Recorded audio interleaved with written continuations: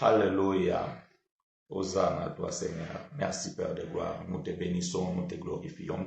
Nous élevons nos voix pour t'élever, toi qui es au-dessus de toutes choses. Nous bénissons, Seigneur, ton seul nom.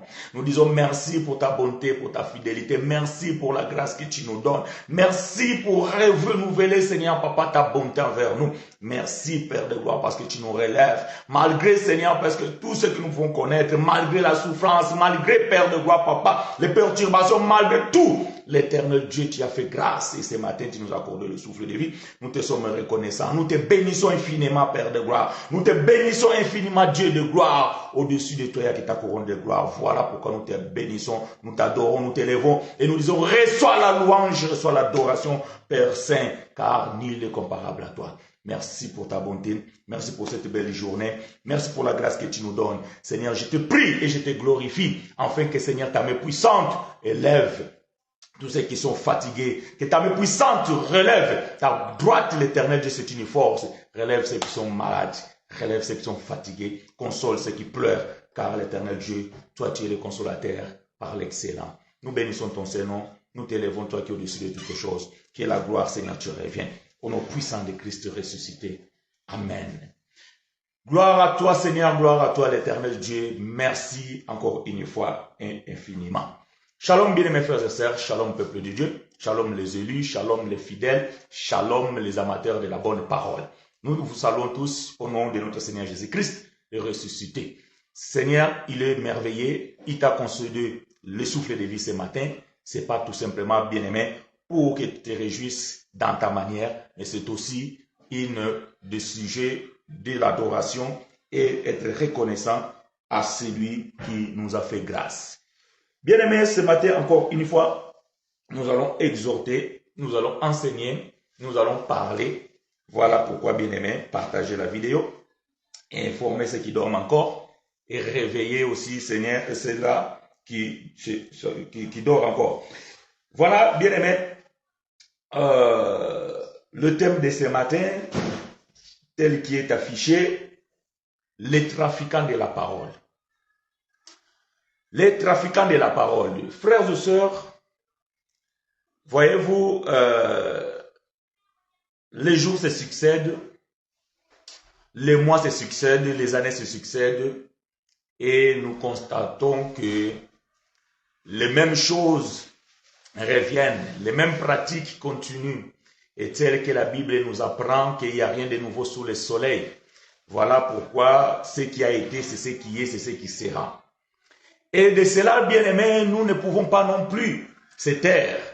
À force de voir, à force de constater, cela, bien-aimés, nous oblige aussi de pouvoir parler et de pouvoir surtout enseigner et aussi mettre les enfants de Dieu en garde et aussi dénoncer ces pratiques que nous croyons sont des fausses doctrines et des pratiques diaboliques, sataniques. Voilà, bien aimé, ceci étant dit, donc nous parlons ce matin les trafiquants de la parole. Dans la semaine, j'avais fait une vidéo où c'était intitulé « Le loup est dans la bergerie ». Bien aimés, ces choses, nous les connaissons et nous les voyons.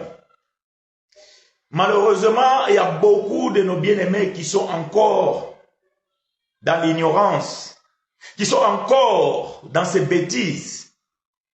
Malgré tout ce qu'ils peuvent savoir, malgré tout ce qu'ils peuvent voir, malgré tout ce que nous pouvons dénoncer, il y a encore ceux-là qui sont fidèles à ces pratiques. Et ils gardent l'espoir qu'ils vont pouvoir reçu quelque chose. Ils gardent l'espoir qu'à travers un homme, ils peuvent être bénis. Mais nous disons, bien aimés, non, c'est faux et c'est archi faux. Et dans cette petite vidéo, j'avais démontré que la bénédiction, les promesses qui ont été faites à Abraham, que par lui, toutes les familles de la terre seraient bénies. Et lorsque Frère Paul vient avec la révélation, il dira que ces promesses qui ont été faites à Abraham et à sa postérité la postérité, c'est pas le postérité hein, comme si c'était beaucoup. Non, c'est juste une seule personne. Et Paul va dire, la postérité, c'est Christ. Donc, ce que Dieu avait promis à Abraham, ce que Dieu avait dit à Abraham, Abraham était tout simplement l'ombre des choses à venir et la réalité était en Christ. Voilà pourquoi lorsque lui, le véritable Abraham, viendra à la personne de Christ, frère Paul va dire que béni soit le Dieu de notre Père, Seigneur Jésus, qui nous a bénis. Oh, j'aime ces choses, bien-aimés. Voilà, bien-aimés, c'est que les gens ne comprennent pas parce qu'en lisant la Bible, souvent les gens lisent la Bible comme un simple livre et qui ne savent même pas respecter les temps verbaux. Genèse chapitre 12 dira, en Abraham je bénirai. Donc, Abraham reçoit la promesse des choses à venir. Voyez-vous, des choses à venir. Ce n'était pas encore le temps. Ce n'était pas encore le moment. Donc, Abraham reçoit ce qui va venir demain, ce qui va venir après. C'était une promesse. Mais lorsque la promesse qui a été faite à Abraham s'est accomplie, donc le verbe change de temps. Béni soit le Dieu de notre Père Seigneur Jésus, qui nous a bénis. Ah, la bénédiction bien-aimée est consommée. Donc tu es béni, moi je suis béni, nous sommes bénis. Voyez-vous? Donc aujourd'hui, mon frère chinois, je ne peux pas dire à quelqu'un, bien-aimé, viens donner une enveloppe, viens s'aimer ceci et je te bénirai. Ou je prierai le Dieu afin que ton année prochaine soit bénie, afin que ton avenir soit béni. Non, bien-aimé. Non, non, non, non. Nous sommes bénis. Nous sommes bénis. Donc personne ne peut changer ce que Dieu a écrit. Toute ta vie, bien-aimé, c'est étalé. Ton avenir à toi, bien-aimé, c'est un passé pour Dieu. Dieu connaît, Dieu sait de ce qui se passera demain. Mais toi, tu ne le sais pas encore. Donc, c'est Dieu qui sait ce qui se passera demain. C'est lui-même qui a programmé. C'est lui-même qui a écrit tout cela qui viendra dans la vie de chacun de nous. Comment maintenant un homme peut changer ce que Dieu a promis? Donc, si 2023, je serai béni, comme ces gens-là prétendent, parce que nous sommes déjà bénis, c'est simplement, nous attendons le moment.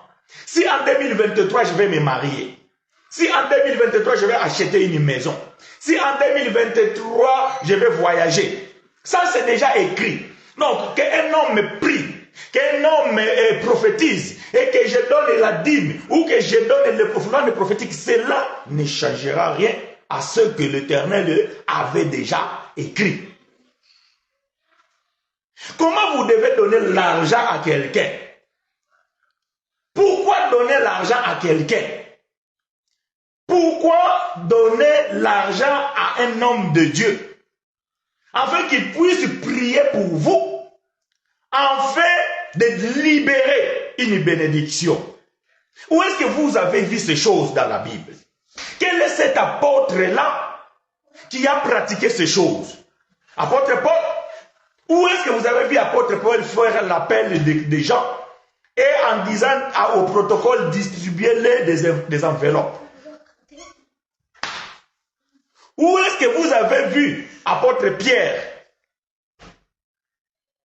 dire aux gens que venez, je vais prier, je vais libérer une bénédiction qui vient de mon ministère, afin que vous puissiez être bénis? Où? Ces choses ne se font que dans les assemblées de nos jours. Ces choses ne se font que dans les entre guillemets, l'église moderne. Mais nous disons, bien aimés, ces pratiques sont des pratiques archi-faux. Ces gens, ce sont des trafiquants de la parole. Or, écoutez ce que la Bible dit. Ésaïe chapitre 55. Allons visiter le bien-aimé frère Ésaïe, le prophète. Partagez la vidéo, bien-aimés frères et sœurs. Partagez la vidéo. Et que l'Éternel Dieu nous soit richement favorable. Partagez la vidéo. Donc, bien-aimés frères et sœurs, vous devez comprendre ces choses. Nous sommes dans le livre d'Ésaïe, le prophète, au chapitre 55. Nous allons lire du premier verset jusqu'au verset 3. Aidez-moi à écrire ces choses. Que l'Éternel vous soit favorable. Nous sommes en train d'arriver à la fin de l'année et vous allez voir que quand on arrive à la fin de l'année dans les assemblées, donc l'argent devient le moteur de motivation. Les gens, ils vont promettre des choses, ils vont faire des vœux. Vous devez amener des enveloppes pour pouvoir remercier les 365 jours que Dieu vous a protégés. Vous devez faire une action de grâce. Ça, bien aimé, toutes ces choses, ce sont des choses de l'ancienne alliance. C'est des choses qui se pratiquaient dans l'ancienne alliance. Voilà pourquoi nous martelons tous les jours dans nos enseignements que vous devez faire la différence entre l'ancienne et la nouvelle alliance. Parce que ça, c'est la base de la connaissance même. Ça, c'est le socle de l'enseignement. Donc, lorsque vous maîtrisez le temps dans la Bible, lorsque vous maîtrisez la dispensation et vous reconnaissez quelle est la dispensation de là où nous nous trouvons aujourd'hui, bien aimé, vous ne pouvez plus être ballotté de tout vent de doctrine parce que vous allez savoir faire la différence entre ce qu'on nous dit là, c'était les choses de l'ancienne alliance, alors c'était l'ombre, et ce que nous devons faire aujourd'hui, ce sont des choses de la nouvelle alliance, et ça c'est le corps. Donc, lorsque vous comprenez la différence entre l'ancienne et la nouvelle alliance, frère, je vous assure, personne ne peut vous balloter de tout vent de doctrine. Et donc, toutes ces pratiques que vous allez comprendre, vous allez voir aujourd'hui, c'est pratiqué dans les assemblées, vous allez pouvoir dire, est-ce que c'est d'actualité ou pas? Alors, frère Esaïe va dire ceci dans Esaïe chapitre 55, verset 1 à 3. Aidez-moi à écrire ces choses. Je lis pour vous et avec vous. Vous tous qui avez soif, venez aux eaux. Même celui qui n'a pas d'argent. Oh, j'aime ça. Waouh. Même celui qui n'a pas d'argent. Venez acheter et manger. Venez acheter du vin et du lait. Sans argent. Sans rien payer. Pourquoi pesez-vous de l'argent? Pourquoi pesez-vous? Voyez-vous? Pourquoi pesez-vous de l'argent pour ceux qui ne nourrissent pas? Pourquoi travaillez-vous pour ceux qui ne rassasient pas? Écoutez-moi donc, et vous mangerez ce qui est bon, et votre âme se délectera de mets succulents. Prêtez l'oreille, waouh! Bien aimé, prêtez l'oreille. Même vous qui me suivez là maintenant, prêtez l'oreille. C'est que l'Éternel va dire. Prêtez l'oreille. Bien aimé, ouvre ta Bible. Oh là là. Moi, j'aime toujours dire, bien aimé, lorsque vous me suivez, ayez vos Bibles ouvertes. Parce que beaucoup pensent ce que nous disons et ce que nous lisons, c'est écrit aujourd'hui. Et en l'occurrence, cela ne se trouve pas dans leur Bible. Non, je lis ce qui est dans ta propre Bible aussi. Seulement, bien aimé, nous lisons avec respect de la lecture, en respectant le temps verbal, en respectant le contexte du texte et le contexte historique. Mais écoutez bien, verset 3 d'Ésaïe chapitre 55 qui dit ceci. Prêtez l'oreille et venez à moi. Écoutez et votre âme vivra. Je traiterai avec vous une alliance éternelle pour rendre durable mes faveurs envers David. Waouh! Bien aimé, je ne sais pas si vous comprenez la profondeur de l'écriture. Mais je vais expliquer, cela va vous aider à pouvoir rentrer dans la profondeur. Ici, nous sommes dans l'ancienne alliance. Et le prophète, bien aimé frère Esaïe, reçoit la révélation prophétique. Et il dit que vous tous qui avez soif, venez aux eaux. Même celui qui n'a pas d'argent, venez acheter et manger. Venez acheter du vin et du lait sans argent, sans rien payer. C'est gratuit. C'est gratuit. Venez. Mais bien aimé, moi je me pose la question, mais Esaïe, mais la Bible nous montre que on devait amener l'offrande prophétique, on devait faire ceci, on devait même aller voir consulter les voyants, et on devait amener de l'argent, on devait amener ceci. Oh mes frères Esaïe, on nous disait que non, il faut apporter la dîme. Mais comment tu dis ici que non, venez et vous aurez gratuitement? Tout simplement verset 3 bien-aimé de ce chapitre nous donne l'essence de ces choses. Ce sont des choses à venir. Waouh, j'aime ça.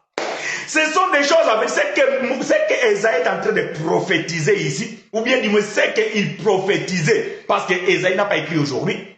C'est que frère Esaïe prophétisait, Ce n'était pas pour eux et ce n'était pas pour leur temps. C'était pour cette dispensation là où nous nous trouvons aujourd'hui. Voilà pourquoi au verset 3 il dit, prêtez l'oreille et venez à moi. Écoutez et votre âme vivra. Je traiterai avec vous une alliance éternelle. Ça la clé de la révélation. Quelle est l'alliance éternelle? Est-ce que l'ancienne alliance est éternelle? Non, parce que l'ancienne alliance a pris fin. Donc, ce que Esaïe est en train de dire ici, c'est pour nous qui sommes dans l'alliance éternelle. L'alliance éternelle, c'est la nouvelle alliance. Je vais donner les Écritures, bien-aimés. Moi, je ne parle pas avec les mots simplement. Je parle avec la Bible. Donc, l'alliance éternelle, c'est la nouvelle alliance. C'est l'alliance là où nous nous trouvons. Donc, c'est dans cette alliance là où nous devons recevoir gratuit. C'est dans cette alliance là où nous devons manger gratuit. Quand je parle manger ici, ce n'est pas manger ton pain. Parce que ce sont des choses prophétiques. Le pain ici, bien aimé, c'est la parole. Le vin ici, donc ça peut être le Saint-Esprit ou bien ça peut être le sang de Jésus. Ça dépend du contexte. Mais moi, je prends ici comme le Saint-Esprit. Donc, toutes ces choses, nous l'avons gratuit. Est-ce que vous comprenez? La parole de Dieu, elle est gratuite. La bénédiction, bien aimé, nous l'avons déjà et nous l'avons gratuite. Même si pour Dieu, elle a coûté l'argent, mais nous les recevons gratuits. Donc, moi, voyez-vous, si j'achète quelque chose au supermarché, je vais payer. Mais quand je vais l'offrir à quelqu'un, la personne le reçoit gratuitement. Donc, pour lui, ça n'a coûté rien. Mais pour moi, ça m'a coûté de l'argent. C'est ce que Dieu a fait. La vie de son fils, c'était le prix à payer. Il a payé le prix. Dieu, il a payé le prix. Et le prix le plus cher, c'était le sang de Jésus. Pour que nous, bien-aimés dans l'alliance éternelle, nous recevons gratuitement. Voyez-vous? Donc, c'est que Esaïe est en train de dire ici. Donc, ce sont des choses qui doivent arriver aujourd'hui dans notre temps. Dans notre temps, bien-aimé, nous ne pouvons plus donner l'offrande prophétique pour pouvoir savoir ce que Dieu a préparé pour nous dans l'avenir. Dans cette nouvelle alliance éternelle, bien-aimé, nous n'avons pas besoin de quelqu'un que je dois donner une enveloppe d'action de grâce pour qu'il puisse prophétiser de ce qui serait ma vie à l'avenir. Ou de pouvoir même me dire ce que Dieu a déjà prédestiné pour moi. Non, donc c'est gratuit, sans argent. Venez acheter. Donc aujourd'hui, on doit acheter la parole de Dieu gratuitement. Si tu veux connaître de quoi Dieu a réservé pour ton avenir, mais tu dois le connaître gratuitement. Et ça, bien aimé, il suffit de lire ta Bible, tu sauras ce que Dieu a préparé pour toi. Des bonnes choses. Et cela, c'est gratuitement. Alors, Esaïe dit ceci, prêtez l'oreille. Bien aimé, pourquoi vos oreilles sont bouchées? Parce que vous écoutez et vous entendez des bêtises. Pourquoi les oreilles des religieux sont bouchées? Parce qu'ils n'écoutent pas la bonne parole. À la longueur de la journée, ils sont saturés des choses, des liens. Oh, vous êtes envoûtés. Oh, il y a les liens de famille. Si ça ne marche pas, c'est les sorciers. Si ça ne marche pas. Mais est-ce que le sorcier, il est plus fort que Jésus? Je pose la question, est-ce que le sorcier, il est plus fort que Jésus? Est-ce que les liens qui te lient à ta famille ou bien à la sorcellerie de ta famille, ces liens-là sont plus forts que la croix de Christ? Et prêtez l'oreille et venez à moi, écoutez, et votre âme vivra. Je traiterai avec vous une alliance éternelle pour rendre durable mes faveurs envers David. La promesse était faite à Israël. Mais nous les païens, nous les nations, nous rentrons dans cette bénédiction par les moyens du sang. Éphésiens chapitre 1 verset 12 en descendant. Ou chapitre 2 peut-être. Voyez-vous? Éphésiens chapitre 2 verset 12 en descendant. Donc c'est par l'alliance que Christ va faire à la croix. Et c'est là, ce sang coulé sur la croix de Calvaire, cela va rentrer. Donc Paul va dire que vous, jadis, c'était éloigné des promesses. Mais par le sang de Jésus, vous êtes rapprochés dans la terre sainte et dans les promesses de Dieu. Donc cette prophétie ici, est valable pour nous. Parce que Paul il le confirme, est valable pour nous. Et nous sommes dans l'alliance éternelle. Nous sommes dans l'alliance éternelle. C'est cette alliance qui n'aura jamais fin. L'alliance éternelle, bien aimé, n'aura jamais fin. L'ancienne alliance a pris fin. Mais l'alliance éternelle que Dieu avait promis, c'est cette alliance dont nous vivons aujourd'hui. Et cette alliance, elle est éternelle. Oh, je donne l'écriture. Hébreux chapitre 13. Parce que peut-être à force de parler comme ça, frères et sœurs vont dire, mes frères, parlez-nous, donnez-nous les écritures. Allons-y. Écoutez ce que frère Paul va dire. Hébreux chapitre 13, verset 20. Hébreux chapitre 13, verset 20. Aidez-moi à écrire ces choses. Je lis pour vous et avec vous. Que le Dieu de paix, qui a ramené d'entre les morts les grands pasteurs de brebis. Waouh! Oh là là! J'aime ces choses. Nous n'avons qu'un seul pasteur. C'est Jésus. Nous sommes des cornes. Éphésiens chapitre 4, verset 12. Nous sommes des cornes. Est-ce que vous comprenez? Paul va dire dans Éphésiens chapitre 4, verset 12. Nous sommes comme des pasteurs. Nous sommes comme des apôtres. Nous sommes comme des évangélistes. Nous sommes comme des docteurs. Nous sommes comme des prophètes. Pourquoi nous sommes des cornes? Parce que le véritable prophète, c'est Jésus. Le véritable pasteur, c'est Jésus. Le véritable docteur, c'est Jésus. Le véritable apôtre, c'est Jésus. Le véritable évangéliste, c'est Jésus. Nous sommes des cornes. Donc, des cornes, bien aimés, nous sommes des copies. Donc, ça veut dire que sans Jésus, moi, frère chinois, je ne peux rien faire. Sans Jésus, bien aimé, je ne peux rien communiquer. Et le véritable pasteur des brebis, c'est Jésus. C'est Jésus lui-même. Alors, frère Paul va dire que le Dieu de paix, qui a ramené d'entre les morts les grands pasteurs des brebis, par les sangs d'une alliance éternelle, notre Seigneur Jésus. Voyez-vous, donc l'alliance éternelle est signée à la croix, par la mort de l'agneau, le grand pasteur de tout le temps. Et c'est lui, bien-aimé, qui a décrété et qui a déclaré ta bénédiction. Un homme ne peut pas déclarer dans ta vie quoi que ce soit. Je le répète, je dis ceci, un homme, quel qu'il soit, il ne peut pas déclarer ni décréter quoi que ce soit pour ta vie.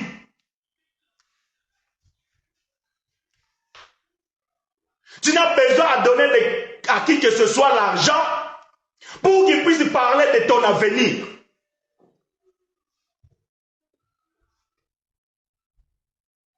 Aujourd'hui, il y a les gens qui sont découragés.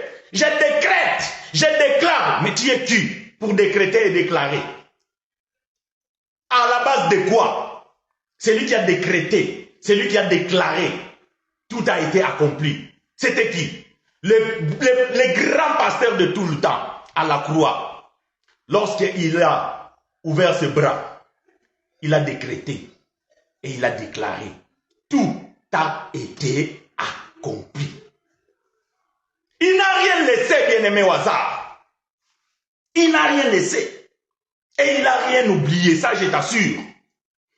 Ton problème, c'est que cette parole, tu ne l'entends pas. Le problème des religieux, c'est qu'on ne parle pas ainsi. Voilà pourquoi les moutons qui sont dans ces assemblées-là, ils courent après les pasteurs terrestres, mortels, que lui-même il va mourir. Lui-même il a besoin d'une bénédiction.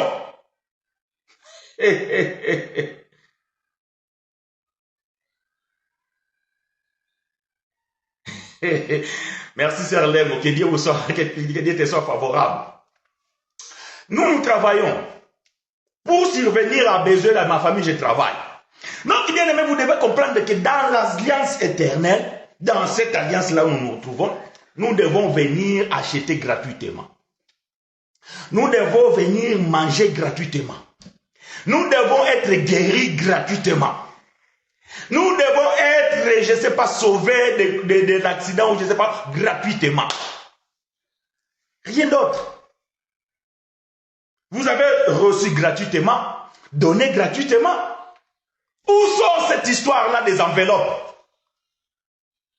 Où sont cette histoire-là de décréter dans la vie de quelqu'un une bénédiction? Quelle bénédiction? C'est quoi? Qu'est-ce que Dieu a oublié dans la vie de ses enfants? Bien aimé, un homme qui a inventé sa voiture, pour que la voiture puisse rouler, il a tout prévu, sans rien oublier. Voilà pourquoi quand il met la voiture en route, la voiture elle roule. Maintenant, le Dieu qui nous a créés, est-ce qu'il a oublié certaines choses? Oh mes frères, non, mais moi quand je souffre, quand il y a la maladie, mais bien aimé, vous pensez que Dieu il dort? Quand vous êtes malade, est-ce que quand vous êtes malade, vous pensez que Dieu dort? Et vous pensez que Dieu est innocent de cela? Voilà quand on vous enseigne mal. Donc quand tu es malade, c'est les sorciers. Mais quand tu as du pain à manger, ça c'est Dieu. Donc vous pensez que quand toi tu es malade, bien quand il t'arrive quelque chose de mauvais, vous pensez que non, Dieu ne sait pas ça. Non, bien aimé. Non, frère Esaïe est clair. Esaïe chapitre 55, le verset 1 à 3. Le verset 3, frère Esaïe est clair. Je répète cette écriture. Prêtez l'oreille et venez à moi. Écoutez et votre âme vivra. Je traiterai avec vous une alliance éternelle pour rendre durable mes faveurs envers David. Donc les faveurs de Dieu sont durables. Les faveurs de Dieu sont durables. Et cette prophétie concernait la nouvelle alliance. C'est ça l'alliance éternelle. Et nous sommes dans l'alliance éternelle, bien-aimés frères et sœurs. J'aime ça. J'aime ça, moi. Voyez-vous? Donc, vous lisez Esaïe 55, mais on ne vous a jamais révélé la profondeur de ces écritures. Aujourd'hui, vous avez la grâce de pouvoir écouter ces choses. Donc, ce livre ici que vous lisez, quand Esaïe est en train de parler, vous tous qui avez soif, venez aux eaux. Même celui qui n'a pas d'argent, venez acheter à manger gratuitement. Ces choses, Esaïe ne parlait pas pour eux parce qu'eux, ils devaient amener les sacrifices, ils devaient amener les offrandes prophétiques. Mais Esaïe est clair dans verset 3, Esaïe dit que ça c'est pour l'alliance éternelle que Dieu devait traiter avec son peuple. Et nous sommes dans la nouvelle alliance. Et c'est l'alliance éternelle. Et frère Paul vient de confirmer dans le livre de Hébreux chapitre 13 verset 20 que Dieu de paix qui a ramené d'entre les morts les grands pasteurs de brebis par le sang d'une alliance éternelle, notre Seigneur Jésus. Les garants de la nouvelle alliance. Les garants de l'alliance éternelle. Alors les trafiquants bien-aimés, les trafiquants de la parole, ils ont trafiqué la parole. Mais bien-aimés, écoutez, la balance dont ces gens-là, ils vendent ces choses, elle est triquée. Amos chapitre 8, verset 4 à 6. Amos chapitre 8, verset 4 à 6. Aidez-moi à écrire ces choses. Shalom, bien-aimés frères et sœurs, que Dieu nous soit favorable. Amos chapitre 8, verset 4 à 6. Écoutez, frère Amos va dire ceci. Écoutez donc ceci. Vous qui volez les indigents, je suis dans la version sommaire. Vous qui volez les indigents et voulez en finir avec les pauvres du pays. Oui, vous qui dites, quand la nouvelle lune sera-t-elle passée? Vous que nous vendions notre blé, pour que nous vendions notre blé, quand le sabbat finira-t-il?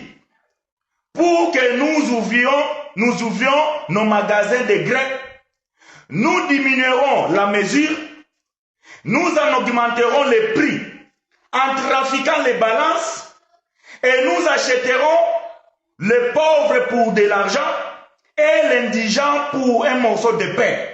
Nous vendrons même jusqu'à déchirer du bleu. C'est sûr que tu n'as rien compris. C'est sûr que ce que je viens de lire ici, tu n'as rien compris. Mais c'est une prophétie. Je vais expliquer. Le frère Amos, il dit ici que les gens, ils attendaient que le sabbat passe. Que la nouvelle lune passe. Or, le sabbat, la nouvelle lune, c'est l'ancienne alliance. Donc, ils attendaient que l'ancienne alliance se passe afin qu'ils viennent vendre du bleu. Donc, le bleu, c'est ce qui fait la farine et la farine, c'est ce qui fait le pain. Donc, le bleu, c'est la parole. Je parle des choses prophétiques. Donc, pour vendre le bleu. Mais le problème, c'est quoi, bien-aimé? Le problème, c'est pas le bleu. Le bleu, elle est bonne. Amos, chapitre 8, verset 4 à 6. Le bleu, elle est bonne. C'était déjà écrit là, la sœur. Le bleu, elle est bonne. Mais le problème, c'est la balance. Ah, ils ont dit que nous trafiquerons les balances. Nous allons triquer les balances. Donc, le problème, c'est les balances. Parce que le bleu bien-aimé, elle est bonne. Le bleu, c'est la parole de Dieu. La parole de Dieu bien-aimé, elle est bonne. Mais le problème ici, c'est la balance. Mais qu'est-ce que c'est la balance? Ah, la balance bien-aimé, c'est la croix. Voyez-vous, quand vous faites la croix, c'est comme la balance. Et l'unité de mesure de cette balance, c'est Jésus. Non, okay. Tu ne m'as pas compris, je vais répéter. La Bible dit, Amos dit que ces hommes-là, ils attendaient que les sabbats passent. Or, les sabbats, c'est la loi, c'est l'ancienne alliance. Et ils attendaient enfin qu'ils rentrent maintenant dans l'alliance éternelle, dans la nouvelle alliance, pour pouvoir trafiquer. Ils veulent vendre du bleu. Or, le bleu bien-aimé, c'est ce qui se fait pour la farine. Et par la farine, on fait du pain. Donc, quand on parle de bleu ici, ça veut dire c'est la parole. Ces trafiquants de la parole, ils ont dit, nous allons trafiquer la parole. Mais puisque la parole de Dieu, on ne peut pas la changer, nous allons trafiquer la balance. Or, la balance ici, c'est la croix. Et l'unité de mesure, c'est Jésus. Voilà pourquoi la croix, Jésus a pesé deux personnes. Un brigand à gauche, un brigand à droite. Et il a pesé, oh, il y a un qui est tombé, il y a l'autre qui est remonté. Parce que l'unité de mesure, c'est Jésus. Oh, frère Paul va dire, nous prêchons Christ crucifié. Ah, donc nous comprenons que quand on prêche la croix de Christ, ça, bien aimé, c'est la véritable balance. Et ça, nous ne pouvons pas le trafiquer. Donc, toute la parole qui est pesée à la croix, bien aimé, elle ne peut pas être trafiquée. Mais comme les vendeurs de bleu, les trafiquants de la parole, et ils ne voient pas la croix, là où Jésus avait dit que tout est accompli, oh là là, voilà pourquoi, bien aimé, vous êtes trafiqués. Ces gens-là, ils trafiquent la parole. Pourquoi? Parce que la balance dont ils posent la parole, la balance où ils posent le bleu, elle est trafiquée. Donc, ils ne prêchent pas le Christ crucifié. Et ils prêchent Jésus-Christ de Nazareth, qui marchait sur les eaux, qui multipliait les pains. Voilà pourquoi dans l'évangile de ces gens-là, ils ne parlent que de ça. Bien-aimé, Dieu va multiplier les pains dans ta vie. Bien-aimé, Dieu va se réveiller dans ta vie. Bien-aimé, tu vas marcher dans les eaux. N'essayez pas, vous allez mourir. N'essayez pas de marcher sur les eaux, vous allez mourir. Vous allez mourir. Bien-aimé, n'attendez pas de miracles, la manne ne tombe plus. Ça, c'était l'ancienne alliance. Vous devez sortir, aller travailler. Allez travailler, bien-aimé, pour gagner du pain. Allez travailler. Voyez-vous, allez travailler. Donc, si on vous dit, bien-aimé, on va gérer 40 jours pour que Dieu donne du travail, pour que Dieu... Bien-aimé, non. Si tu n'es pas formé, va te former. Si tu n'as pas le temps d'aller te former, va apprendre les métiers. Si tu ne peux pas aller apprendre les métiers, va faire du commerce. Et c'est ainsi que tu vas gagner ta vie. Mais bien aimé, ne rentrez pas dans faux espoir. Donnez l'enveloppe et je vais décréter et déclarer une bénédiction pour 2023. Pourquoi pas maintenant de suite? Toi, mon enveloppe, tu les reçois de suite. Mais moi, j'attends 2023. Oh là là. Non. Si moi, je te donne mon enveloppe de maintenant, je veux aussi voir maintenant. Donc moi, je te donne maintenant. Et moi, non. Pourquoi ils ne disent pas, bien aimé, je vais prier pour toi. Quand tu vas recevoir cette bénédiction, amène l'enveloppe. Voyez-vous, c'est des trafiquants de la parole. Amos, il a dit, oui, vous qui dites quand la nouvelle ligne sera-t-elle passée, pour que nous vendions notre bleu, quand le sabbat finira-t-il, pour que nous ouvrions nos magasins de grains, nous diminuerons les mesures pour augmenter les prix en trafiquant les balances. Ils ont trafiqué les balances. La balance, c'est la croix, bien-aimé. Voyez-vous, quand vous prenez une croix, c'est comme les anciennes balances. Donc, du coup, Jésus, c'est l'unité de mesure. Donc, quand Jésus est au milieu, dans la balance, c'est lui l'unité de mesure. Donc, c'est lui maintenant qui va mesurer les bons et les mauvais. Mais bien aimé, si la parole que vous prêchez n'a pas pour balance la croix de Christ, alors nous comprenons que vous êtes des faux trafiquants. Vous êtes les trafiquants, vous êtes des fanfarons, vous êtes des voleurs. Parce que bien aimé, l'évangile, elle est basée sur la croix. Bien aimé, frère Paul va dire ceci. Si Christ n'est pas ressuscité, votre foi, elle est vaine, et notre évangile aussi, elle est vaine. 1 Corinthiens chapitre 15. C'est ça. Verset 13 ou 14. Et trouvez-moi cette écriture, bien aimé, et vous les balancez dans les commentaires. Si nous ne prêchons pas Christ crucifié, bien aimé, votre foi, elle est vaine. Et notre évangile aussi, elle est vaine. Parce que, bien aimé, vous devez comprendre que à la croix, Christ avait décrété et déclaré tout, bien aimé, sans exception, tout est accompli. Mon frère chinois, j'attends rien de personne, rien. Quel pasteur va m'imposer la main pour prendre quoi? Moi, j'attends rien de personne. Qui c'est qui va prier pour moi, pour me communiquer quoi? Même le ministère, bien aimé, rien. Personne ne peut m'imposer la main pour me communiquer quoi. Vous, dans la Bible, est-ce que vous avez vu frère Paul, quelqu'un lui poser la main? Ou même Jacques ou Pierre, on l'a imposé la main. Et si Christ n'est pas ressuscité, notre prédication est donc vaine. Et votre foi aussi est vaine. Donc l'évangile, bien aimé, il prend son socle à la croix. Donc il y avait avant Jésus et il y a un après Jésus. Il y a avant la croix et il y a après la croix. Voilà pourquoi nous disons, quand vous prêchez Jésus Christ de Nazareth, vous prêchez les Juifs. Parce que Jésus-Christ de Nazareth est venu pour les Juifs. Mais nous prêchons Christ crucifié. Donc ça dit que sans la croix, l'évangile n'existe pas. Sans la croix, il n'y a pas d'évangile. Vous aurez que des inspirations. Dieu m'a inspiré, Dieu m'a inspiré. L'évangile, c'est la révélation. Et la révélation, il se situe, bien aimé, à la croix. Ces gens-là, ce sont des trafiquants, des fanfarons, des voleurs. Écoutez, frère Paul, Ephésiens chapitre 3, verset 17 à 19. Aidez-moi à écrire ces choses. Que Dieu vous soit favorable. Philippiens chapitre 3, verset 17 à 19. Je lis pour vous avec vous. Soyez tous mes imitateurs, frères, et portez les regards sur ceux qui marchent selon le modèle que vous avez en nous. Car il en est plusieurs qui marchent en ennemi de la croix de Christ. Je vous en ai souvent parlé et j'en parle maintenant encore en pleurant. Leur fin sera la perdition. Ils ont pour Dieu leur ventre. Ils mettent leur gloire dans ce qui fait leur honte.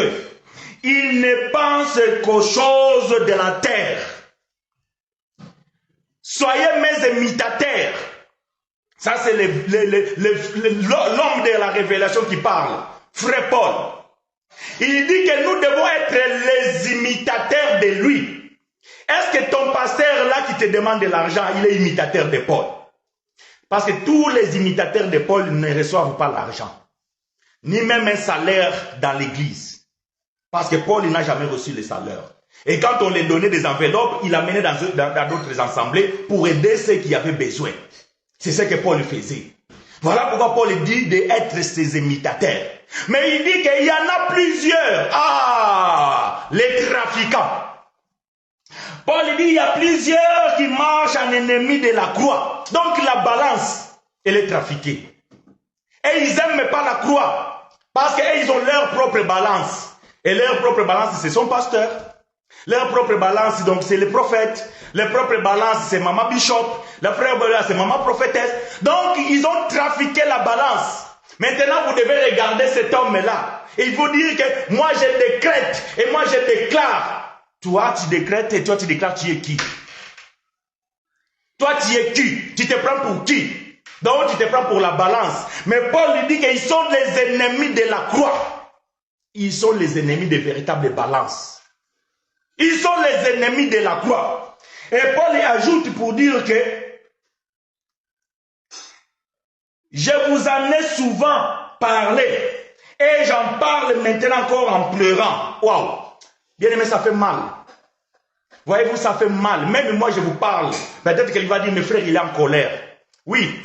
Parce que ça fait mal. Ça fait mal de voir le peuple de Dieu se faire anarquer. Ça fait mal de voir le peuple de Dieu se faire escroquer.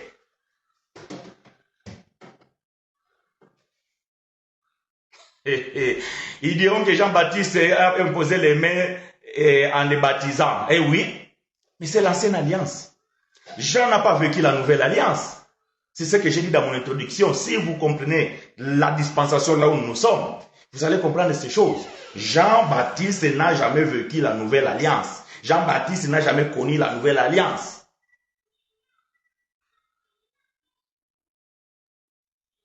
Paul dit que non, bien-aimé, je parle en pleurant. Ça fait mal, frère. L'argent que tu peux acheter des choses pour tes enfants. L'argent que tu peux aider peut-être quelques-uns dans ta famille. Tu vas mettre dans l'enveloppe pour aller donner à un homme. Que lui, il avait déjà fait son programme. Donc, il a besoin de 200 000 $. Et il va dire que j'ai besoin de 100 personnes ici. Et ils vont prendre des enveloppes, ils vont mettre 200 $. Après, il va dire maintenant j'ai besoin de 50 personnes. Ils vont mettre 100 $, 100 $. Après, il dit maintenant tout le monde, vous pouvez apporter 20 $, 20 $. Il avait déjà fait son calcul. Il dit mais même parmi 200 là, peut-être ils vont donner, parmi les 100, peut-être il y aura que 60 qui vont donner. J'aurai déjà 120 000. Et quand les autres vont donner les 20 $, 20 $. Donc, voyez-vous, bien-aimés, ce sont des trafiquants et nous pleurons pour ça. Et frère Paul dit, leur fin sera la perdition. Ils ont pour Dieu leur ventre. Voyez-vous, leur Dieu, c'est leur ventre. Parce que ces enveloppes-là ne vont pas à Dieu. Dieu ne connaît pas ces enveloppes-là. Dieu ne reçoit pas ces enveloppes-là. Quand vous donnez ces enveloppes-là, vous donnez au pasteur. Et le pasteur, il ne distribue même pas avec les autres. Il prend tout pour lui et sa famille. Maudits. Sont maudits. Même les femmes de ces pasteurs-là qui bouffent cet argent-là sont maudits. Même les enfants qui mangent cet argent-là sont maudits. Après, vous déclarez, vous réclamez dans vos vies que non, mes enfants souffrent, mes enfants ne marchent pas. Parce qu'ils ont mangé l'argent d'une maman qui vend des charbons et la maman, elle pleure. Parce que depuis que vous avez promis la bénédiction, elle ne voit rien. Elle ne voit rien. Shalom, bien-aimés frères et sœurs. Shalom. Que Dieu vous soit favorable. La maman, elle ne voit rien. Depuis que vous l'avez promis que 2023, vous avez décrété et vous avez déclaré, elle ne voit rien. Elle commence à se lamenter. Et vous voulez que vos enfants là puissent manger et faire des études et aller de l'avant. Vous êtes maudits. Parce que vous ne travaillez que pour votre propre ventre. Vous ne travaillez pas pour Dieu. Dieu ne vous connaît même pas. Vous êtes des trafiquants. Et votre balance, elle est trafiquée. Votre balance, elle est trafiquée. Voyez-vous? Mais Paul dit, soyez mes imitateurs. Mais comment, frère Paul, nous allons être tes imitateurs? 2 Thessaloniciens, chapitre 3, versets 7 à 12. Aidez-moi à écrire ces choses. 2 Thessaloniciens, chapitre 3, versets 7 à 12. Si vous avez des questions, bien-aimés, posez vos questions. Et nous allons y répondre par la grâce de l'Éternel. Je lis pour vous et avec vous. 2 Thessaloniciens, chapitre 3, versets 7 à 12. 2 Thessaloniciens, chapitre 3, versets 7 à 12. Je lis pour vous et avec vous. Vous savez vous-même comment il faut nous imiter. Ah! Soyez mes imitateurs. Maintenant, frère Paul va donner l'explication comment nous devons imiter frère Paul. Vous savez vous-même comment il faut nous imiter, car nous n'avons pas vécu parmi vous dans le désordre. Quel est le désordre, frère Paul? Nous n'avons mangé gratuitement les pains de personne. Donc Paul dit, si vous mangez gratuitement les pains des autres, vous vivez dans le désordre. Donc un pasteur qui ne travaille pas et qui mange gratuitement, c'est quelqu'un qui vit dans le désordre. C'est pas moi qui l'ai dit, c'est frère Paul. Donc si vous ne voulez pas accepter ça, ne venez pas me condamner. Moi je ne suis pour rien. Je ne fais que répéter le Père. Et le Père il dit, c'est lui qui mange gratuitement et qui ne travaille pas, il vit dans des désordres. Je continue. Nous n'avons mangé gratuitement les pains de personne, mais dans le travail et dans la peine, nous avons été nuit et jour à l'œuvre pour n'être à charge à aucun de vous. Oh, nous prenons les charges de notre pasteur parce que notre pasteur il ne travaille pas, c'est l'église qui les prend en charge. Frère Paul dit, ça c'est des désordres. Les pasteurs qui me suivent en différé, les Nicodèmes, lorsque vous allez me suivre, je suis ici. Et si vous n'êtes pas d'accord, vous venez. L'église ne peut pas vous prendre en charge. Ça, c'était dans l'ancienne alliance. Dans l'alliance éternelle, dans la nouvelle alliance, l'homme de révélation, il dit, soyez mes imitateurs. Et maintenant, il va dire comment nous devons l'imiter. Il dit, alléluia, j'aime ces choses. Nous n'avons mangé gratuitement les pains de personne. Mais dans le travail et dans la peine, nous avons été nuit et jour à l'œuvre pour n'être à charge d'aucun de vous. Ce n'est pas que nous n'alissions le droit, mais nous avons voulu vous donner à nous-mêmes un modèle à imiter. Ah, donc ça dit que frère Paul dit que c'est pas qu'il n'avait pas le droit de pouvoir prendre l'argent et le manger. Mais il dit que non, comme il voulait être l'exemple, pour que nous puissions l'imiter, il a dit que je ne prendrai rien. Je vais travailler avec mes propres mains. Avec mes propres mains, nuit et jour. Qu'il pleuve, qu'il neige, je vais sortir. Oh, ici en hiver, oh, ici en France, on est déjà en hiver. Il fait froid, bien aimé. Chaque matin, je dois me lever pour aller travailler. Il fait moins 3 degrés. Ah! Il faut que j'aille travailler. J'aime ces choses, ma sœur. J'aime ces choses. Donc, vous voyez que frère Paul dit que vous devez nous imiter. Ce n'est pas que moi, frère chinois, je n'ai pas le droit d'être payé. Je pouvais vous dire, frère, vous me suivez, vous savez, je paye l'internet. Je paye l'électricité. Vous pouvez m'aider aussi pour que je puisse continuer à faire les enseignements. Non, non, non, non, non. Frère, sœur, je travaille. Je travaille.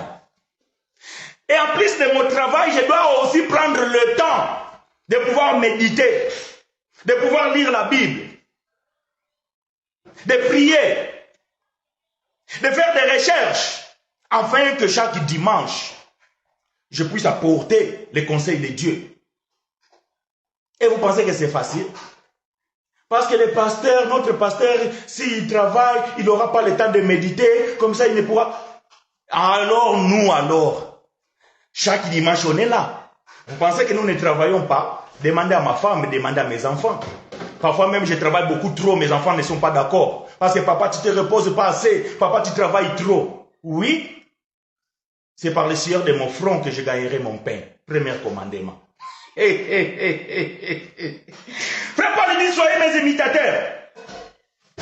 Ce n'est pas que, verset 9 des Thessaloniciens, chapitre 3, ce n'est pas que nous anissions des droits, mais nous avons voulu vous donner en nous-mêmes un modèle à imiter. Car lorsque nous étions chez vous, nous vous disions expressément, si quelqu'un ne veut pas travailler, qu'il ne mange pas non plus.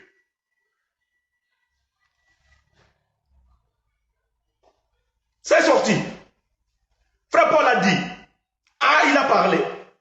Et il a parlé. Oh, frère chinois, toi tu fais que condamner les autres, toi tu fais que critiquer, je ne critique personne. L'homme de la révélation, il a sorti. Il a dit, c'est lui.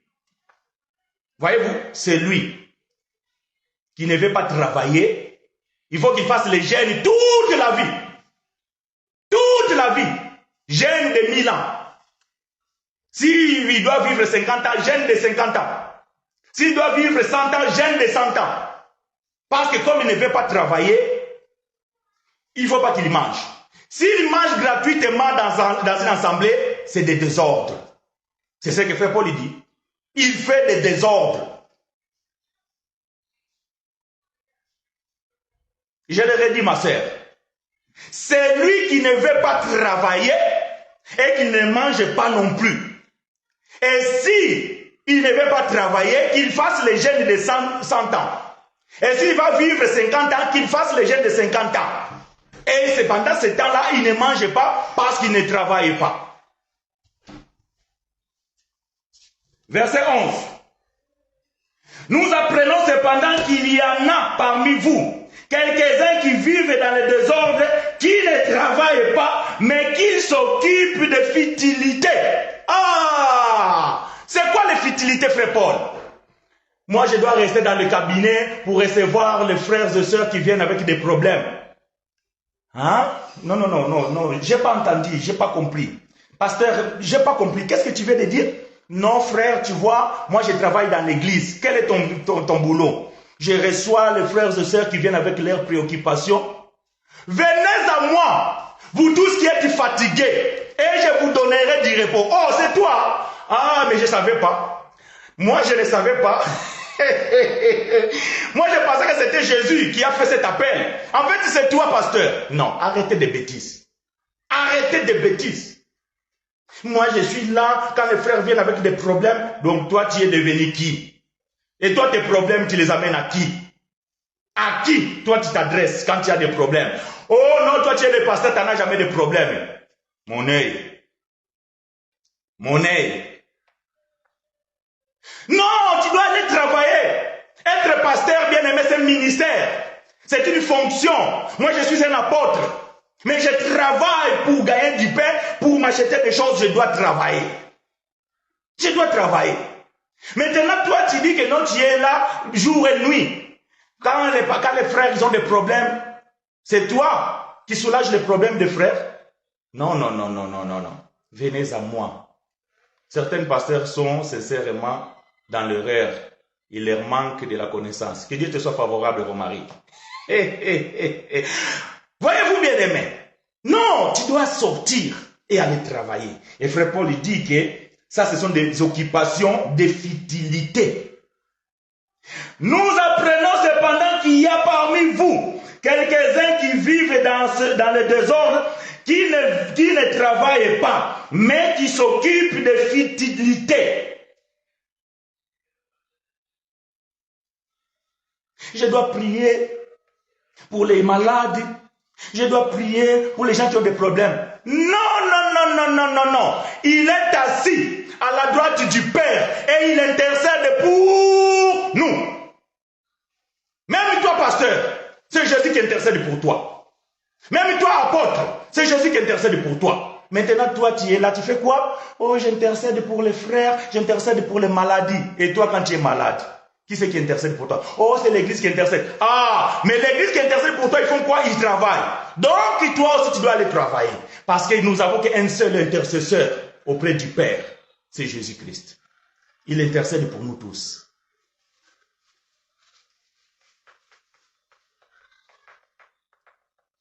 Est-ce que vous me comprenez? Est-ce que vous me comprenez? Oh, frère chinois, tu vois, ton évangile c'est trop dur, tout ça là. Oui, nous assumons cela. Parce que cet évangile, bien aimé, c'est pour annoncer et dénoncer. Parce que vous ne lisez pas la Bible comme il faut. C'est parce qu'on ne vous prêche pas comme il faut. Voilà pourquoi vous ne comprenez pas ces choses. Et vous courez après les gens, vous courez après les prophètes. Vous voulez qu'on parle de ton avenir. Ton avenir, c'est écrit. Et ce qui est écrit, c'est écrit. Psaume 139, verset 16. Dieu a tout écrit sur la terre pour toi. Personne. Même mon frère chinois, je ne peux rien décréter pour toi. Oh, frère chinois, quand tu prêches, vraiment, je suis content de ton évangile. Tu peux prier pour moi. Non, non, non, je ne prie pour personne. Si tu veux prier avec moi, oui. Je peux prier avec toi, mais je ne prie pas pour toi. Je peux prier avec toi, mais je ne prie pas pour toi. Et quand je prie avec toi, c'est pour rendre grâce au grand pasteur. C'est lui, le détenteur de toutes choses. Et c'est lui, là où repose notre héritage. Verset 12. Nous invitons ces gens-là et nous les exhortons par le Seigneur Jésus-Christ à manger leur propre pain en travaillant paisiblement. Toi, pasteur qui me suis, qui n'est jamais d'accord avec moi, mais tu viens me suivre la nuit comme Nicodème. L'homme de la révélation, frère Paul, il dit, en fait que moi, frère chinois, je vous exhorte de ne pas manger le pain gratuitement, d'aller travailler et que vous devez suer. Et par les sueurs de votre front, vous devez gagner du pain. Et je vous encourage, bien-aimés, d'aller apprendre un métier. Je vous encourage, bien-aimés, d'aller s'inscrire dans les chambres des métiers. Et tu deviens commerçant. Je t'exhorte, bien-aimé, que la fonction que tu as du pasteur, d'évangéliste, de docteur, de prophète, ça c'est une mission que Dieu t'a confiée. Mais quant à ta vie, pour que tu vives sur la terre, va travailler. Il y a qui disent, si vous ne payez pas la dîme, vous irez en enfer. Qu'est-ce que vous pensez, apôtre? C'est eux qui sont en enfer. Voyez-vous, c'est eux qui sont en enfer. Parce que l'enfer, c'est les sépultures. C'est les cimetières. C'est eux, ils sont des morts vivants. Ils sont des morts vivants pour leur propre ruine. Frère Paul, il a dit, écoutez ce que Frère Paul a dit, on nous a dit Philippiens 13, verset 19, Paul dit ici. Leur fin sera la perdition. Ils ont pour Dieu leur ventre. Ils mettent leur gloire dans ce qui fait leur honte. Ils ne pensent qu'aux choses de la terre. Philippiens chapitre 3, verset 19. C'est honteux. Et ils sont ruinés. Ils sont dans la perdition avec la dîme. Avec la dîme, ils sont dans la perdition. Nous invitons ces gens-là et nous les exhortons par le Seigneur Jésus-Christ à manger leur propre pain en travaillant paisiblement. Donc, bien aimés, soyons les imitateurs de Paul. Et Paul il dit que j'ai travaillé durement. Et mes mains sont venues à mes propres besoins. Et vous, pourquoi pas vous? Est-ce que vous avez la révélation plus que Paul? Est-ce que toi, tu as reçu la révélation plus que Paul?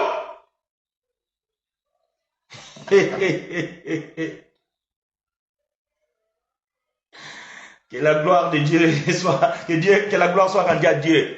Merci, ma sœur Catherine. Les enfants de Dieu ne peuvent pas payer le tribut. Les enfants de Dieu ne payent pas la dîme. Ne payent pas la dîme. Notre cité à nous est dans les cieux, d'où nous attendons aussi comme sauveur le Seigneur Jésus-Christ. Nous ne sommes pas des gens de cette terre. Nous avons besoin de l'argent, nous avons besoin des choses pour vivre. Mais pour cela, tu dois travailler toi-même avec ton propre sueur. Mais pas vivre dans le dos des autres. Tu es comme un parasite. Tu es comme la pousse sur la tête d'un homme.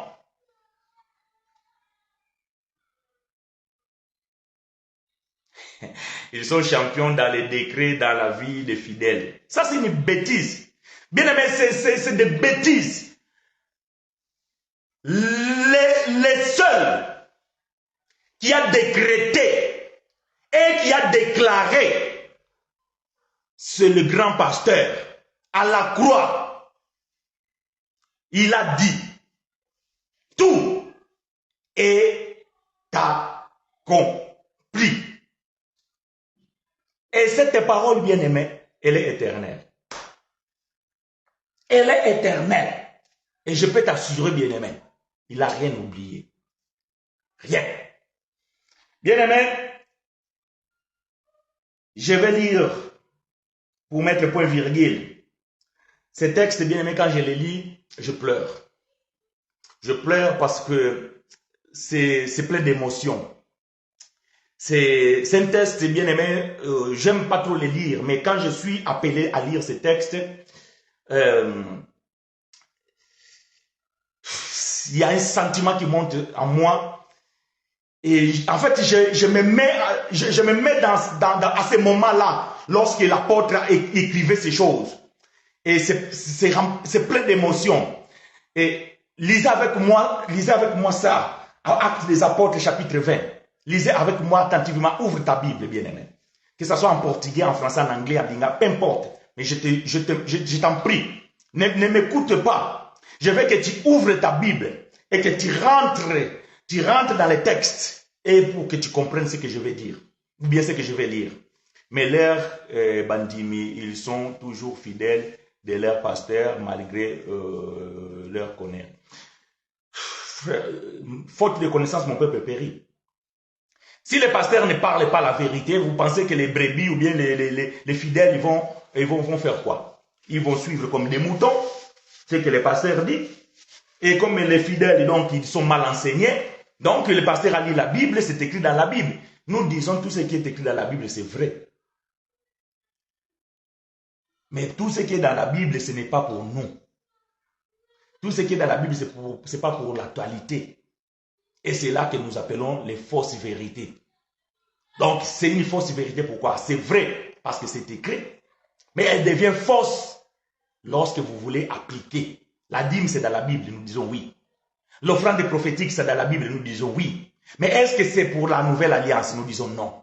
Est-ce que c'est pour l'alliance éternelle? Nous disons non. Est-ce que c'est pour notre état? Nous disons non. C'est ça la différence. Bien aimé, lisez avec moi Actes des Apôtres, chapitre 20, verset 24 à 35. Actes des Apôtres, écrivez-moi ces choses, bien aimé. Aidez-moi à écrire ces choses. Écrivez-moi ces choses. Actes des Apôtres, chapitre 20. Frère Paul dit, soyez mes imitateurs. Et Frère Paul nous a montré comment nous devons l'imiter. Alors, c'est bien aimé, frère, c'est un exemple, c'est un modèle pour moi. C'est un père. Voyez-vous, quand quelqu'un me pose la question, qui est ton père dans la foi? C'est mon père, Frère Paul. C'est lui qui m'a engendré dans la connaissance. Voilà pourquoi je suis fier d'avoir un père comme lui. Et je suis son exemple. Et je suis son imitateur. Actes des Apôtres, chapitre 20. Aidez-moi à écrire ces choses. Versets 24 et 35. Je lis pour vous et avec vous. Mais, je ne fais pour moi-même aucun cas de ma vie. Ça, c'est Paul qui parle ici. Même si c'est Luc qui a écrit ces choses, mais lui qui a écrit ce que Frère Paul a dit. Mais je ne fais pour moi-même aucun cas de ma vie. Comme si elle m'était précieuse, pourvu que j'accomplisse ma course avec joie. Et le ministère que j'ai reçu du Seigneur Jésus, d'annoncer la bonne nouvelle de la grâce de Dieu. L'évangile de la grâce. Ça, c'est le véritable évangile. Les autres là, ils vous perturbent. Les autres là, ils vous perturbent. Il n'y a qu'un seul évangile. Évangile de la grâce.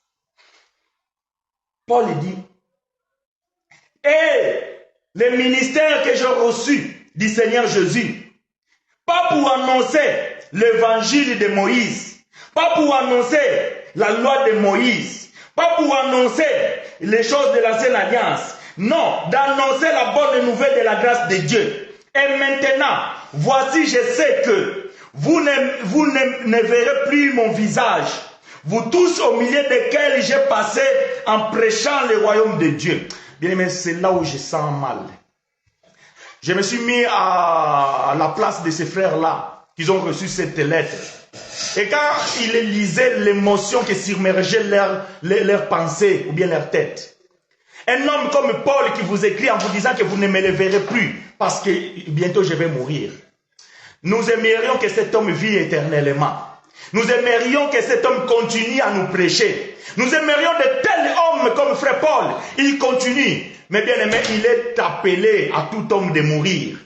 Mais gloire à Dieu, Paul a laissé des enfants. Paul a engendré des fils. Et nous sommes là pour continuer cet évangile. Pour continuer ce que Frère Paul a commencé. Nous sommes là. Malgré que frère Paul il savait qu'il doit partir, mais il avait formé. Et frère Paul nous a formés. Et nous aussi, nous formons aussi. Parce qu'après frère chinois, cet évangile va continuer. Parce que c'était l'évangile éternel. Gloire à Dieu. Et maintenant, voici, je sais que vous ne verrez plus mon visage. Vous tous au milieu desquels j'ai passé en prêchant le royaume de Dieu.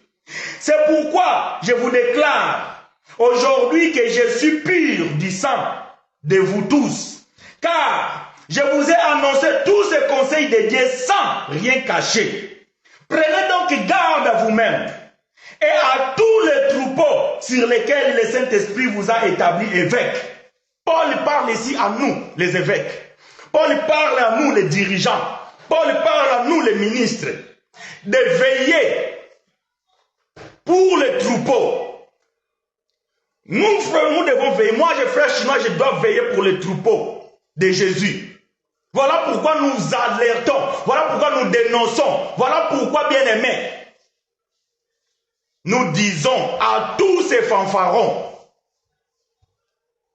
allez travailler.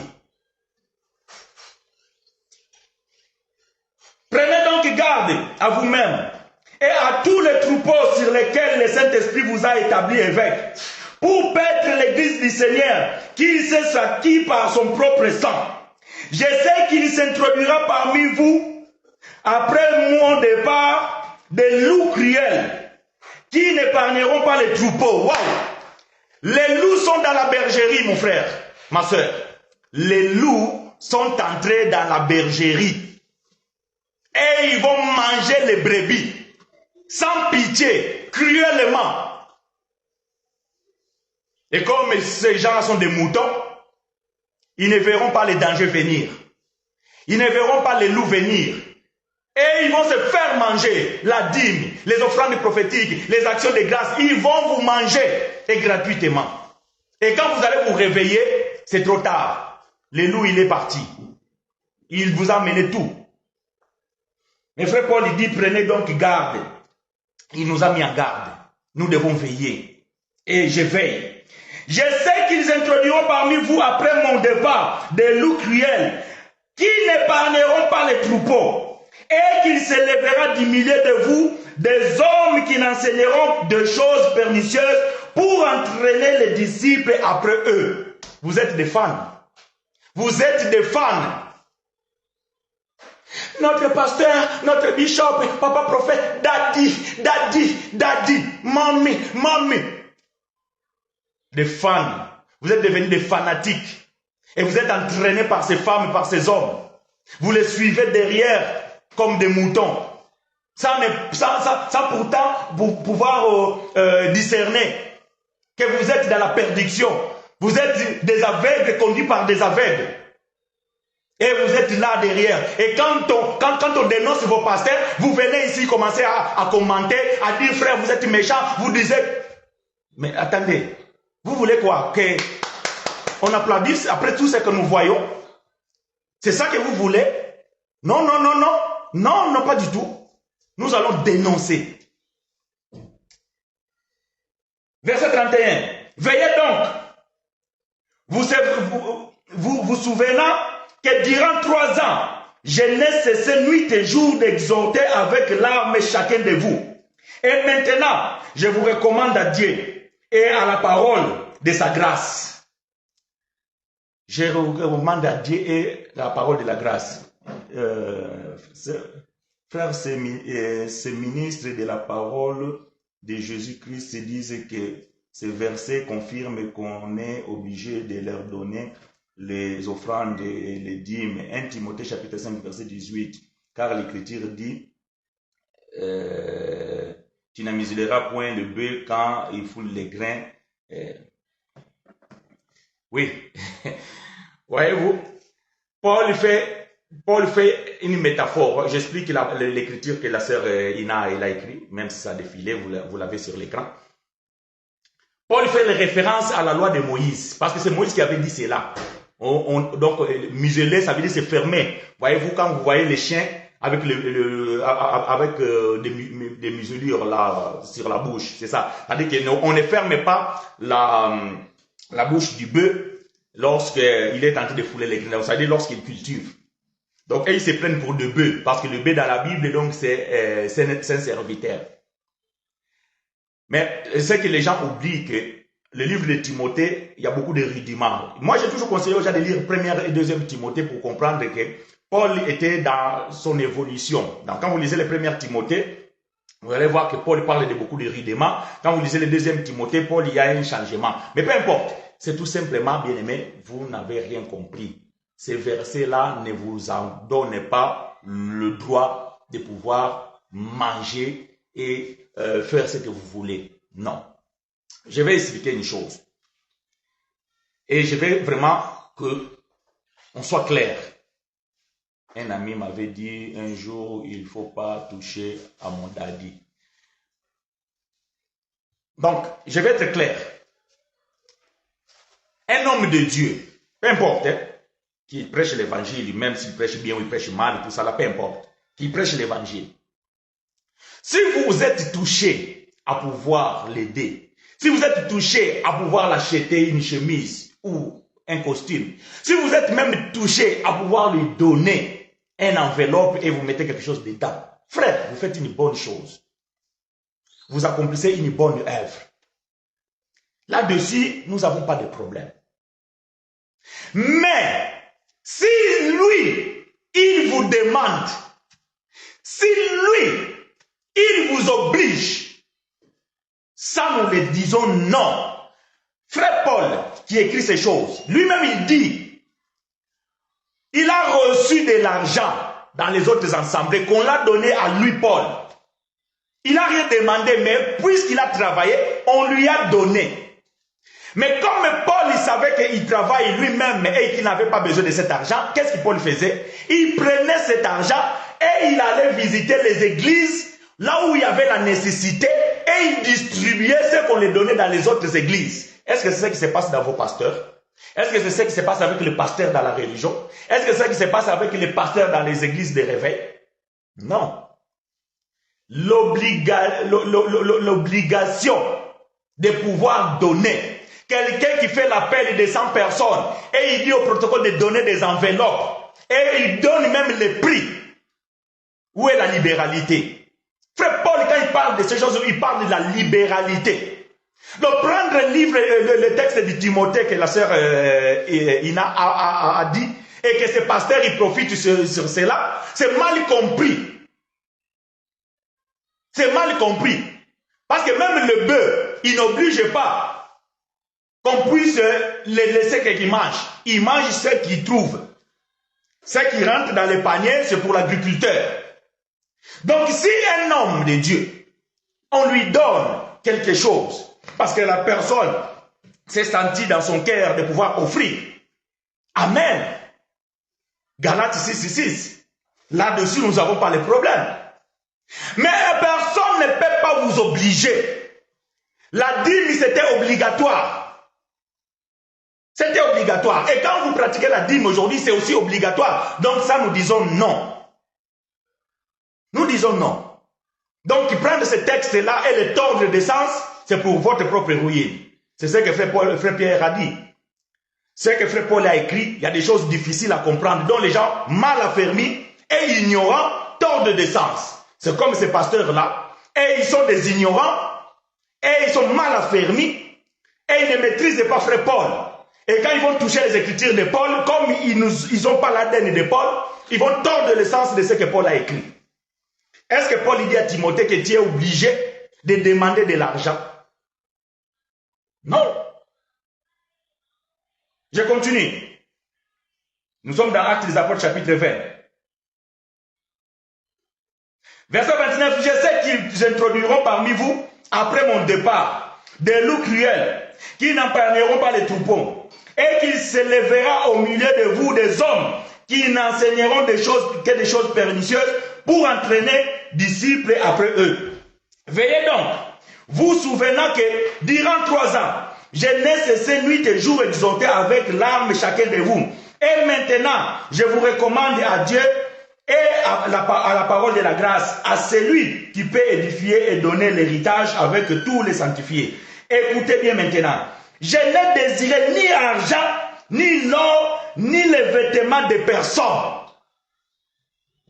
Paul, il parle. Ils disent que l'ouvrier mérite son salaire dont on est obligé de donner car on ne vient pas dans la maison de Dieu mais vide. Ah.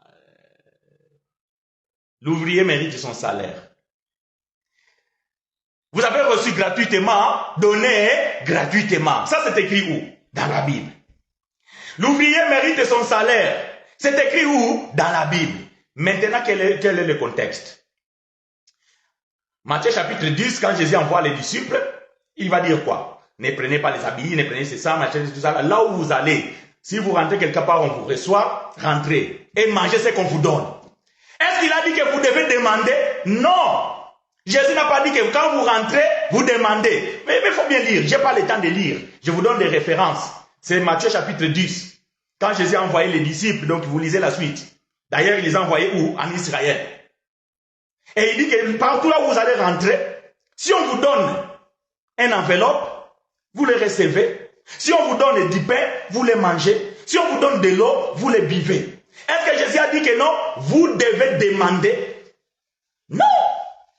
Donc l'ouvrier mérite son salaire, vous ne le sortez pas de contexte.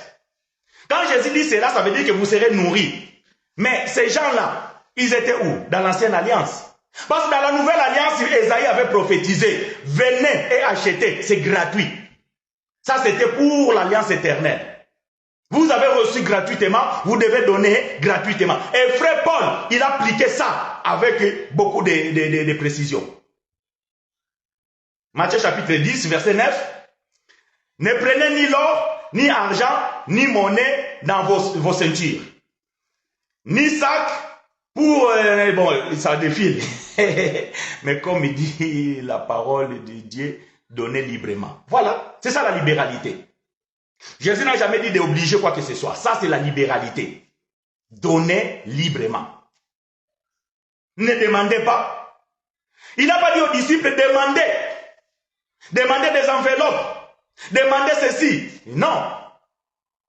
Non, il n'a pas dit ça. Si on vous donne, je le répète, je dis ceci.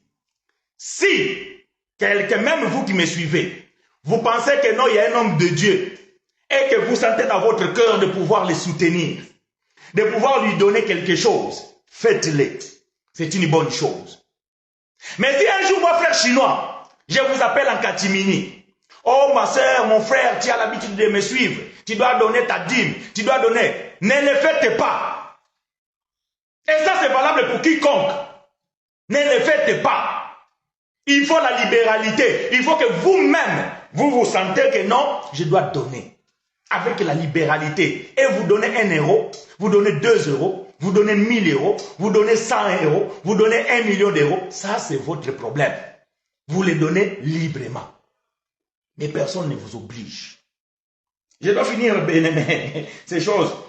Voyez-vous, je n'ai désiré ni l'argent, ni l'or, ni les vêtements de personne. Verset 34. Vous savez vous-même que ces mains ont pourvu à mes besoins et à ceux de personnes qui étaient avec moi. Paul travaillait. Même quand il disait à Timothée, viens avec moi. Paul, c'est lui qui payait le billet. C'est lui qui nourrissait les compagnons avec ceux qui travaillaient. Il était un faiseur de tentes. Et il était un bon commerçant. Mais il ne faisait pas le commerce avec la parole. Frère Paul était le trafiquant de tentes. Mais il n'était pas trafiquant de paroles. Vous êtes devenus des trafiquants de paroles et vous n'avez pas de choses à trafiquer d'autres ni de travail.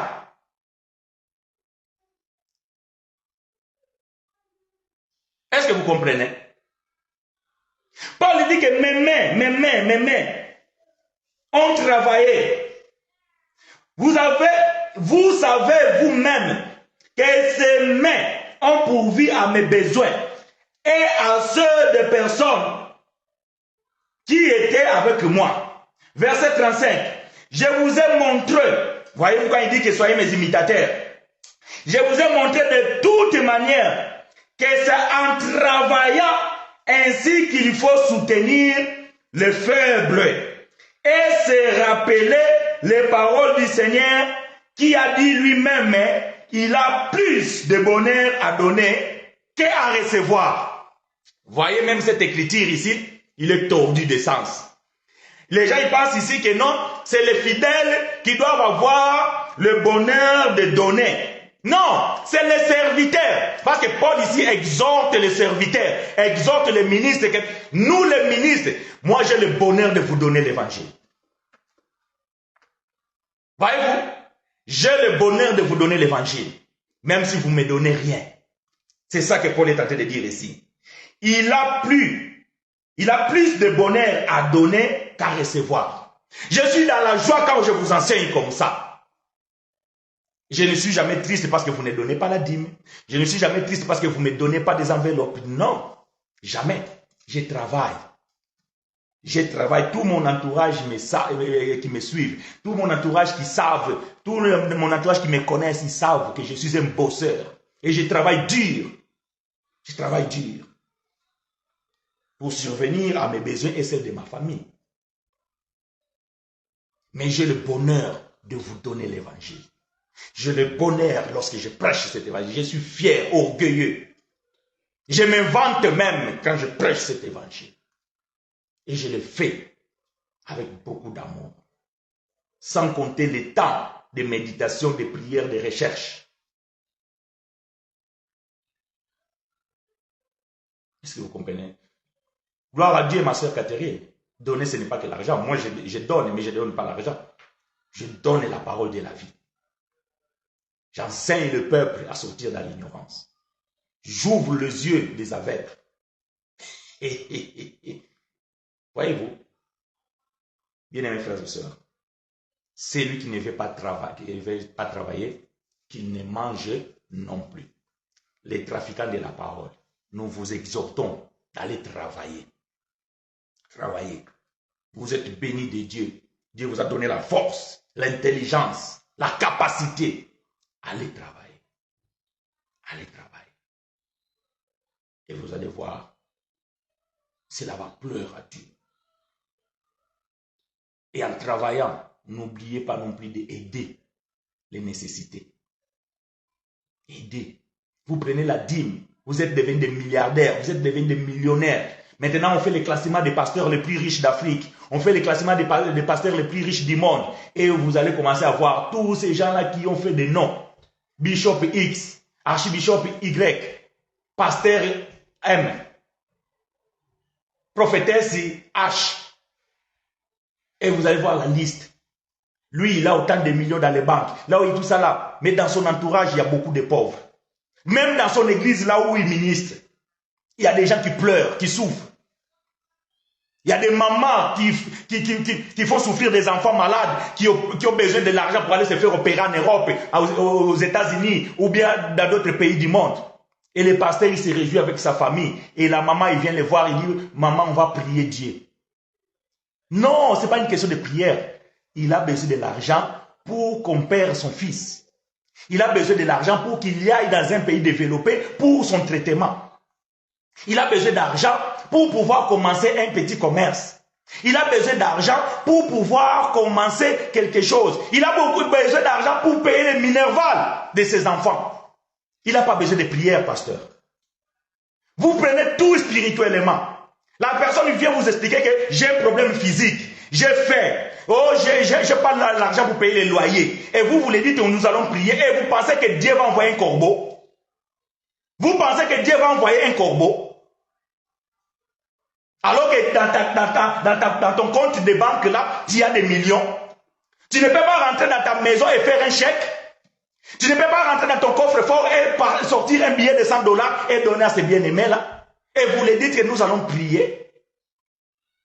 Et vous dites que vous êtes de religieux. Jacques, il a dit quoi? La bonne religion, c'est prendre l'assistance aux nécessités. C'est ça la bonne religion. Vous, votre religion aujourd'hui, c'est que de voler, voler, voler, voler, voler. Et vous devenez riche. Et quand vous roulez dans des grosses bagnoles, vous êtes fiers. Et vous dites que Dieu m'a béni. Dieu t'a béni en quoi? Tu es un voleur. Tu es un voleur. Et tu es en train d'exploiter les fidèles. Dieu est en train de trafiquer les fidèles.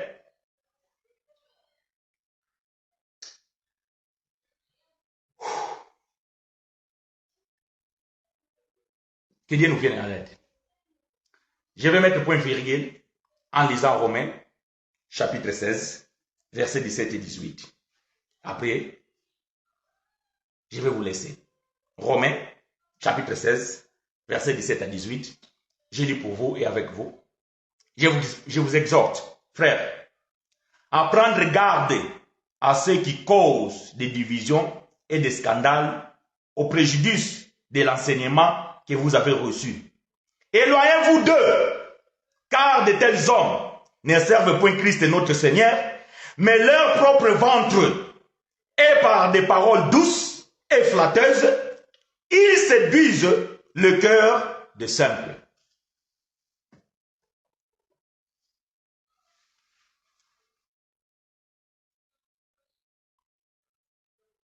C'est ici, bien-aimé, que je mets point virgule pour aujourd'hui. Que l'Éternel nous soit favorable. Rendez-vous dimanche prochain. La religion pure et sans tâche devant Dieu, notre Père, consiste à visiter les orphelins et les veuves dans leurs difficultés et à se préserver des souillures du monde. Est-ce que c'est ce que vos pasteurs font? Est-ce que c'est ce que ces pasteurs-là font? Loin de là. Alors, bien-aimés, moi je vous ai donné gratuitement. La seule chose que je vous demande, partagez la vidéo, afin que vous aussi vous donnez gratuitement à ceux-là qui sont connectés à vos pages, Facebook, YouTube, je ne sais pas quoi, pour qu'ils aussi puissent bénéficier de ce que vous avez reçu. Et que l'Éternel apporte son assistance. D'ici là, bien-aimés, faites de bonnes œuvres. À dimanche prochain. Ciao.